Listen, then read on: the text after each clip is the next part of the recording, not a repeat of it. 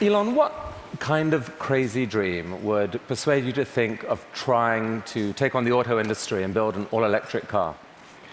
Well, it goes back to when I was in university. I thought about what are the problems that are most likely to affect the future of the world, or future of humanity. I think it's extremely important that we have sustainable transport and sustainable energy production. That sort of overall sustainable energy problem is the biggest problem that we have to solve this century, independent of environmental concerns. In fact, even if producing CO2 is good for the environment, given that we're going to run out of hydrocarbons, we need to find some sustainable means of operating. But most of American electricity comes from burning fossil fuels. How can an electric car that plugs into that electricity help? Right. There's two elements to that answer. One is that even if you take the same source fuel and produce power at the power plant and use it to charge electric cars, you're still better off. So if you take, say, natural gas, which is the most prevalent hydrocarbon source fuel, if you burn that in a modern General Electric natural gas turbine, you'll get about 60% efficiency. If you put that same fuel in an internal combustion engine car, you get about 20% efficiency. And the reason is, in the stationary power plant, you can afford to have something that weighs a lot more, is voluminous, and you can take the waste heat and run a steam turbine and generate a secondary power source. So, in effect, even if you take in transmission losses into account and everything, even using the same source fuel, you're at least twice as better off charging an electric car than burning it at the power plant. Okay. That scale delivers efficiency. Yes, yeah. It does. And then the other point is we have to have sustainable means of power generation anyway, electricity generation. So given that we have to solve sustainable electricity generation, then it makes sense for us to have electric cars as the mode of transport. So we've got some video here of the Tesla being assembled, which if you could play that first video. So what is innovative about this process in this vehicle? Sure. So in order to accelerate the advent of electric transport, and I should say that I think actually all modes of transport will become fully electric, with the ironic exception of rockets. There's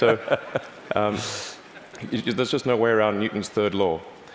The question is, how do you accelerate the advent of electric transport? And in order to do that for cars, you have to come up with a really energy-efficient car. So that means making it incredibly light. And so what you're seeing here is the only all-aluminum body and chassis car made in North America. In fact, we applied a lot of rocket design techniques to make the car light despite having a very large battery pack. And then it also has the lowest drag coefficient of any car of its size. So as a result, the energy usage is very low, and it has the most advanced battery pack, and that's what gives it the range that's competitive. So you can actually have on the order of a 250-mile range.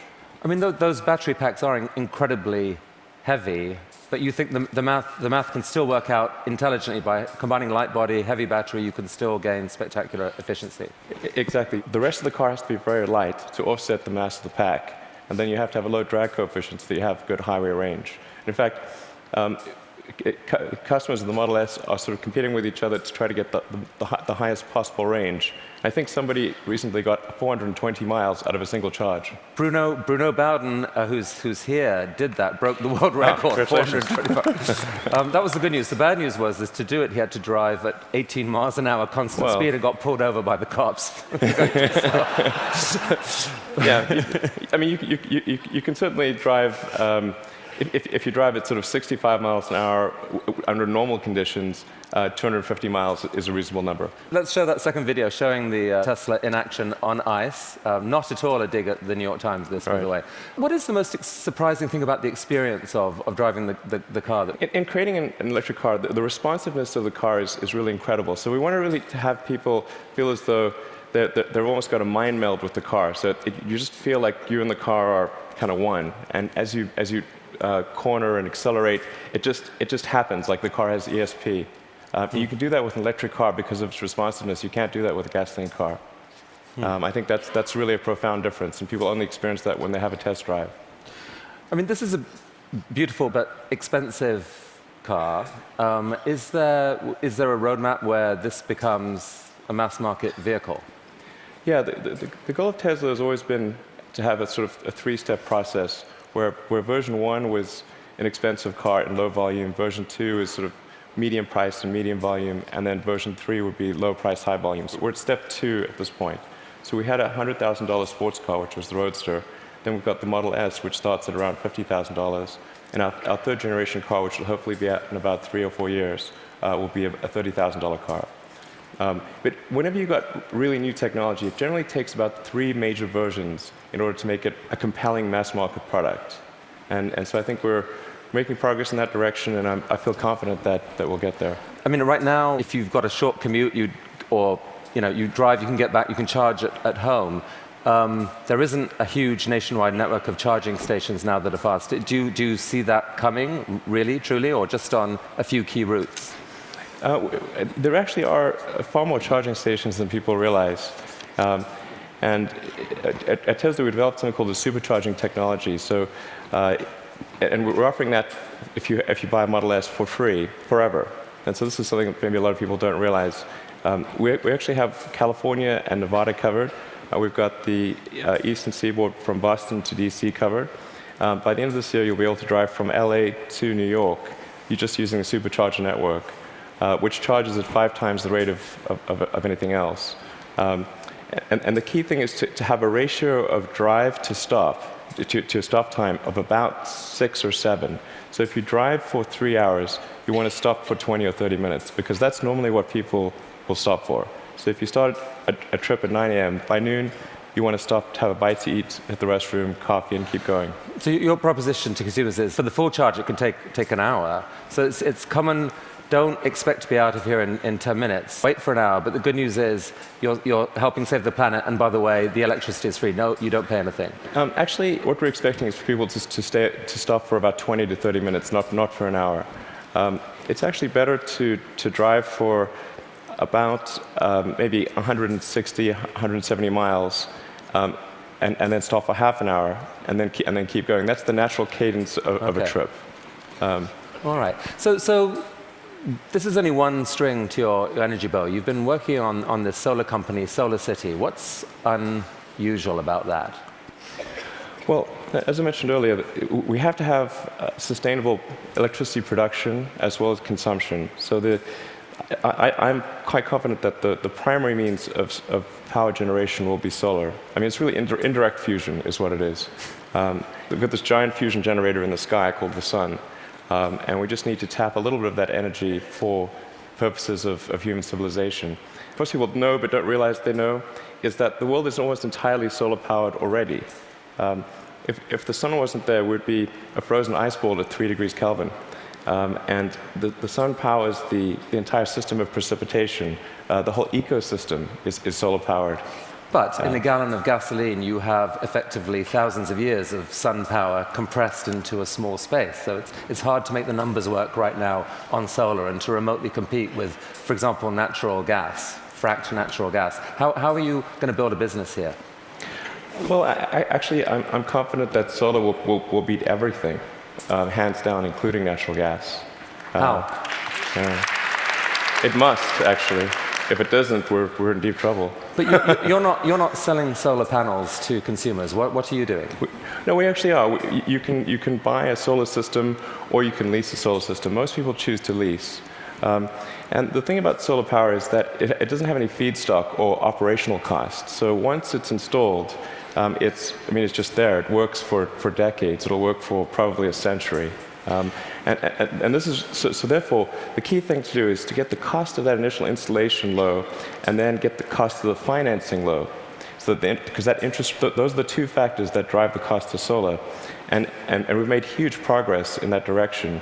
And that's why I'm confident we'll actually beat natural gas. So your current proposition to consumers is, don't pay so much up front. Pay zero up front. We will install panels on your roof. Yes. You will then pay. How long is a typical lease? Typical leases are 20 years. But the value proposition is, as you're sort of alluding to, quite straightforward. It's no money down, and your utility bill decreases. So Right. It's a pretty good deal. So that seems like a win for the consumer. No risk. You will pay less than you're paying now. And for you, the dream here then is that, I mean, who owns the electricity from those panels for the longer term? I mean, how do you, the company, benefit? Well, essentially, SolarCity raises a chunk of capital, and from say, a company or a bank. Google's one of our big partners here, and they have an expected return on that capital. With that capital, SolarCity purchases and installs the panel on the roof, and then charges the homeowner or business owner a monthly lease payment, which is less than the utility bill. But you yourself get a sort of long-term commercial benefit from that power. You're kind of building a new type of distributed utility. Exactly. What it amounts to is a giant distributed utility. And I think it's a good thing, because utilities have been this monopoly, and people haven't had any choice. So effectively, it's the first time there's been competition for this monopoly, because the utilities have been the only ones that own those power distribution lines, but now it's on your roof. So I think it's actually very empowering for homeowners and businesses. And you really picture a future where a majority of power in America, like within what, a decade or two, or within your lifetime, is solar?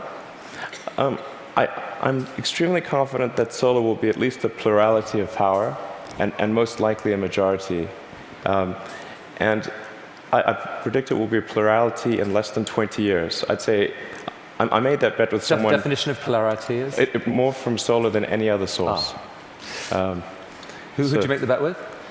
With a friend who will remain nameless. But, just between us. I made that bet, I think, 2 or 3 years ago. So in roughly 18 years, I think we'll see more power from solar than any other source. All right. So let's go back to another bet that you made with yourself, I guess. I mean, a kind of crazy bet. You'd made some money from the sale of PayPal. You decided to build a space company. Why on earth would someone do that? Got that question a lot. That's true. People would say, did you hear the joke about the guy who made a small fortune in the space industry, and he, obviously started with a large one as the punchline. And so I tell people, well, I was trying to figure out the fastest way to turn a large fortune into a small one. And they'd look at me like, oh, is he serious? And strangely, you were. What happened? It was a close call. I mean, things almost didn't work out. We came very close to failure, but we managed to get through that point in 2008. The goal of SpaceX is to try to advance rocket technology, and in particular to try to crack a problem that I think is vital for humanity to become a spacefaring civilization, which is to have a rapidly and fully reusable rocket. Would humanity become a spacefaring civilization? So that was a dream of yours in a way from a young age, or like you dreamed of Mars and beyond? I did build rockets when I was a kid, but I didn't think I'd be involved in this. It was really more from the standpoint of what are the things that need to happen in order for the future to be an exciting and inspiring one. And I really think there's a fundamental difference if you sort of look into the future between a humanity that is a spacefaring civilization that's out there exploring the stars on multiple planets. And I think that's really exciting. And compared with one where we are forever confined to Earth until at some eventual extinction event. So you've somehow slashed the cost of building a rocket by 75%, depending on how you calculate it. How on earth have you done that? NASA has been doing this for years. How have you done this? Well, we've made significant advances in the technology of the airframe, the engines, the electronics, and the launch operation. I mean, there's a long list of innovations that we've come up with there. That they're a little difficult to communicate in this talk, but because, not least because you could still get copied, right? I mean, you haven't patented this stuff. It's really interesting to me. You didn't patent because you think it's more dangerous to patent than not to patent. Since our primary competitors are national governments, the enforceability of patents is questionable. It's really interesting. But the big innovation is still ahead, and you're working on it now. Tell us about this. Right. So the big innovation. In fact, let's roll that video, and you can talk us through it. What's happening here? Absolutely. So the thing about rockets is that they're all expendable. All rockets that fly today are fully expendable. The space shuttle was an attempt at a reusable rocket, but even the main tank of the space shuttle was thrown away every time. And the parts that were reusable took a 10,000-person group 9 months to refurbish for flight. So the space shuttle ended up costing $1 billion per flight. Obviously, that doesn't work very well for... So what just happened there? We just saw something land? That's right. So it's important that the rocket stages be able to come back, to be able to return to the launch site and be ready to launch again within a matter of hours. Wow. Yeah. Reusable rocket. Yes. So what a lot of people don't realize is the cost of the fuel, of the propellant, is very small. It's much like on a jet. So the cost of the propellant is about 0.3% of the cost of the rocket. So it's possible to achieve, let's say, roughly 100-fold improvement in the cost of space flight if you can effectively reuse the rocket. Wow. That's why it's so important. Every mode of transport that we use, whether it's planes, trains, automobiles, bikes, horses, is reusable, but not rockets. So we must solve this problem in order to become a spacefaring civilization. You asked me the question earlier of how popular traveling on cruises would be if you had to burn your ship. Certain cruises apparently are highly problematic. Definitely more expensive. So that's potentially absolutely disruptive right. technology, and I guess paves the way for your dream to actually take, at some point, to take humanity to Mars at scale. Yeah, like exactly. to see a colony on Mars. Yeah, exactly. SpaceX or some combination of companies and governments need to make progress in the direction of making life multiplanetary, of establishing a base on another planet, on Mars being the only realistic option, and then building that base up until we're a true multi-planet species. So progress on this, let's make it reusable. How is that going? That was just a simulation video we right. saw. How's it going? We've been making some good progress recently with something we call the Grasshopper test project, where we're testing the vertical landing portion of the flight, the sort of terminal portion, which is quite tricky. We've had some good tests. Can we see that? Yeah. So that's just to give a sense of scale. We dressed the cowboy as Johnny Cash and bolted the mannequin to the rocket. All right, let's see that video then, because this is actually amazing when you think about it. You've never seen this before: a rocket blasting off, and then. Yeah, so that rocket is about the size of a 12-story building.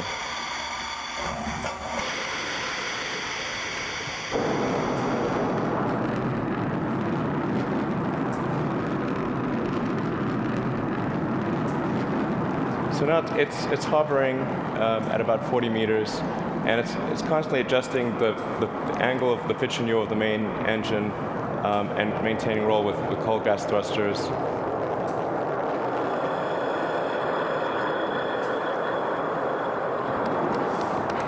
How cool is that?